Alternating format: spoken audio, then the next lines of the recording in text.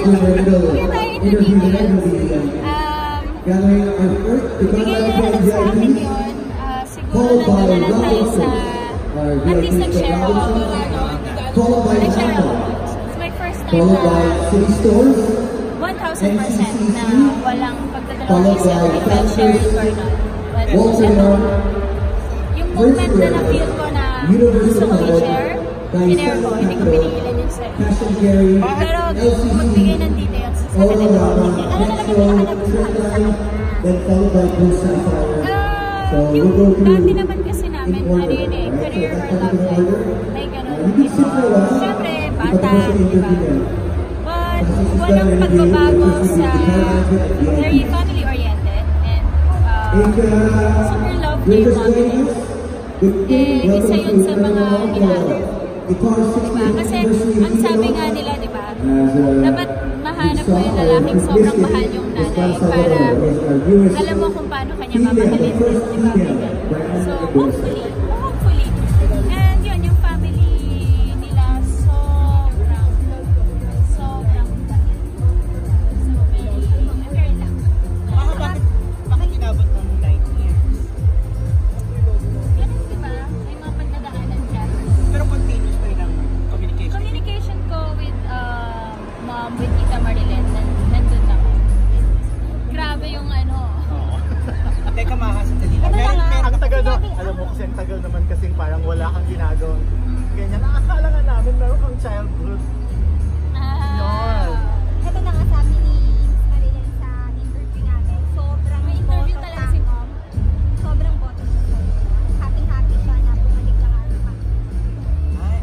Ano nga, sobrang swerte lang din na ang bait ng family na wini-welcome ka na parang pamilya. Actually, ano nga eh, parang anak yung turing sa akin. Yun yung masarap. Yun yung masarap sa pakiramdam. Yun yung pinapa-feel nung family. Parang Makasabi mo ganun before sa interview, wala kang binabalik. I know, pero sabi ko nga, minsan you break your own rules. And I think it's worth it. Isa lang talaga, no? Yeah, wala. And yung reason naman namin, hindi naman matindi. Like, hindi naman tulad ng iba na matindi. Yung reason namin, bata lang kasi ako yun. So parang hindi nabigyan ng todong chance before. So kaya ito siguro yung chance. So nakita mo yung word? Hindi mo nakita. Wow! Sabi, so officially, grabe talaga yung guitar. Grabe talaga yung guitar. official na kayo na. Ano yun? Magpo-post na lang sa IG. Pero yun nga, ang dami na Ngayon mo lang yan ginagawa. Oo nga, di ba? Kaya ang dami na talaga. Kasi dami Nagulat ako sa, nandun pa nga ako eh, pinag-isipan ko if i-off ko yung comments. Di ba? Pwede naman yun. Pero nandun ako sa, sige, okay lang mo to. Bakit mo Kasi, yun? May takot ka ba na muna? hindi yun sa may takot eh. Like, syempre, hindi naman siya showbiz. Di ba? Pero kilala siya ng Ayokong masasaktan yung mga taong importante. Diba? Like, hindi lang siya masasaktan if ever. Yung buong family niya. Diba? Very close yung family nila. Isa lang masaktan, lahat sila masasaktan. So, ayoko naman mangyari yun. And then, biglang sobrang positive yung resulta. So, yun, nakakatuwa. walang tumututula na parang, oh, may ganyan kasi. Sabi ko nga, ang gaan. Sobrang kabaliktaran ng dati. Ngayon, sobrang gaan. Ang dali yung dati. Nakatulong din siyempre yung ex mo siya, tapos dito parang Friends kayo. Yeah. Ang laking, sobrang nag-matter talaga yung relationship din namin ni Tita Marilyn, ni Mom. Na kahit 9 years, yung communication nandun lang. Ang daming kinilig na parang mom na kagad ang tawagan. Kasal na ba? Hindi. Kasi MHOOM. Kasi, syempre, alam niyo naman ako, hindi naman ako, no filter naman ako.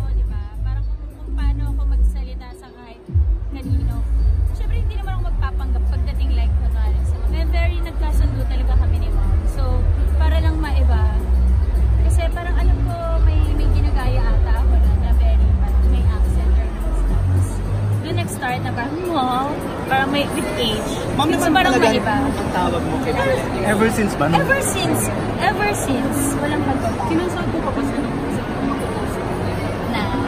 Na ipopost mo yun sa Instagram. Kinonsult mo sila. Siya ata presidente si Tita Marilyn.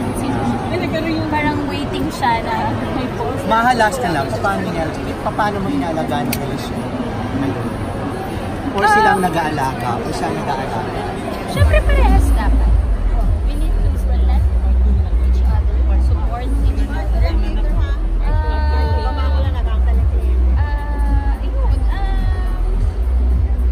Dahan-dahan lang. Sila. Importante, alam mo, na wala yung lungkot sa mukha.